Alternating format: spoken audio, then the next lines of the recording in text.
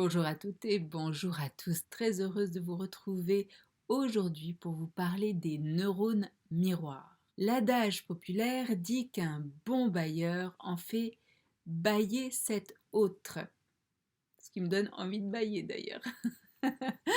Cela veut dire presque le bâillement est contagieux, mais le sourire, le rire également est contagieux, parce que nous stimulons ainsi une partie de nos neurones qui s'appellent les neurones miroirs.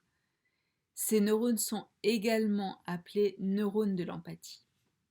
Ils sont miroirs lorsque l'on montre par exemple à bébé comment ouvrir la bouche pour accueillir sa bouillie.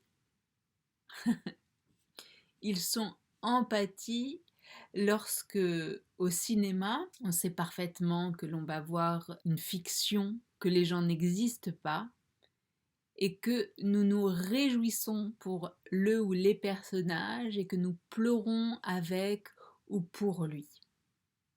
Alors imaginez bien que si au cinéma vous vivez des émotions à travers une personne que vous ne connaissez pas et qui n'existe pas, imaginez l'impact qu'a vos proches sur vous-même. Donc il en va de votre responsabilité de savoir vous entourer de personnes ayant une pente naturelle pour se réjouir de la vie, pour savourer la vie, d'être dans le carpe diem, dans le cueillir l'instant. Comme disait Einstein, tenez-vous loin des gens négatifs, ils ont un problème pour chaque solution.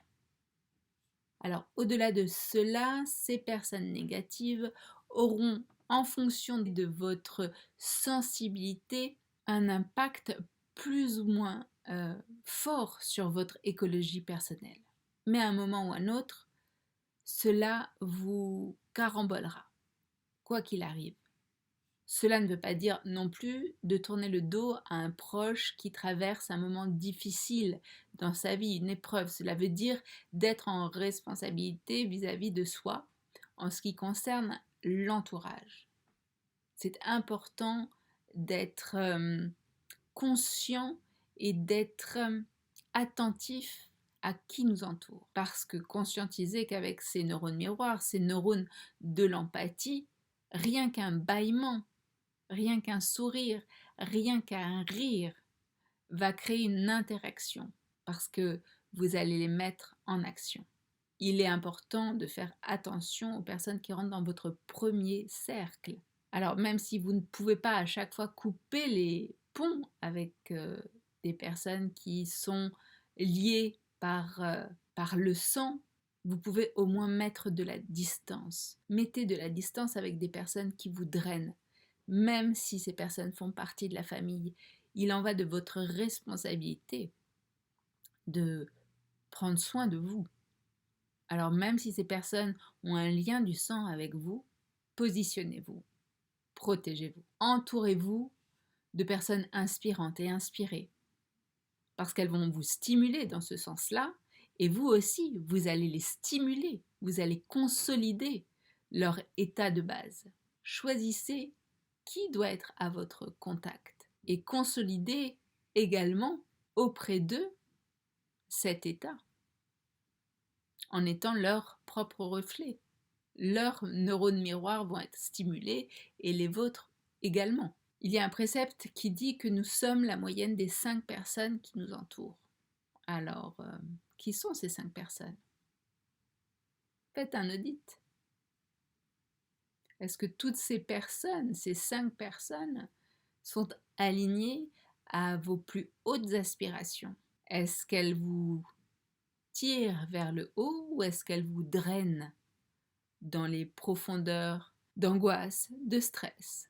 Est-ce que c'est des personnes qui ont tendance à voir le verre à moitié plein ou à moitié vide? Parce que nous sommes tous reliés et unis et que nous avons besoin en plus de relationnel, il est important quand on souhaite être dans son leadership personnel, dans son empowerment, de protéger qui nous sommes, de respecter l'être que nous incarnons.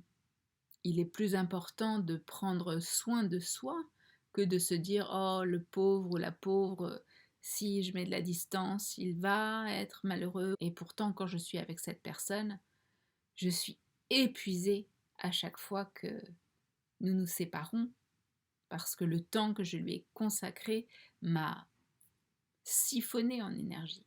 Chacun est responsable de soi et lorsque l'on décide d'être aligné à sa puissance, d'être reconnaissant à l'être que l'on incarne pour pouvoir s'offrir en conscience la vie que l'on désire, il est important de choisir qui marche la route avec nous.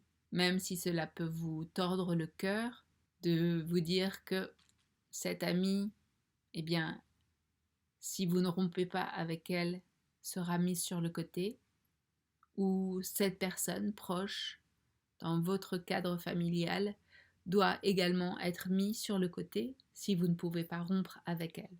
Vous ne pouvez pas consciemment vous mettre des plombs aux pieds en vous interdisant de vous extérioriser, de vous envoler vers votre destinée parce que ces personnes-là vous tireront toujours vers le bas, vous draineront.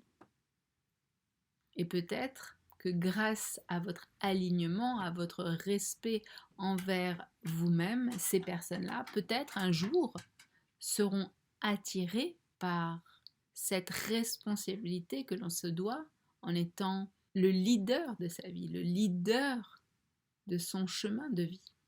Réfléchissez aux 5 personnes qui vous entourent. Voyez en effet si ce sont des personnes inspirantes et inspirées.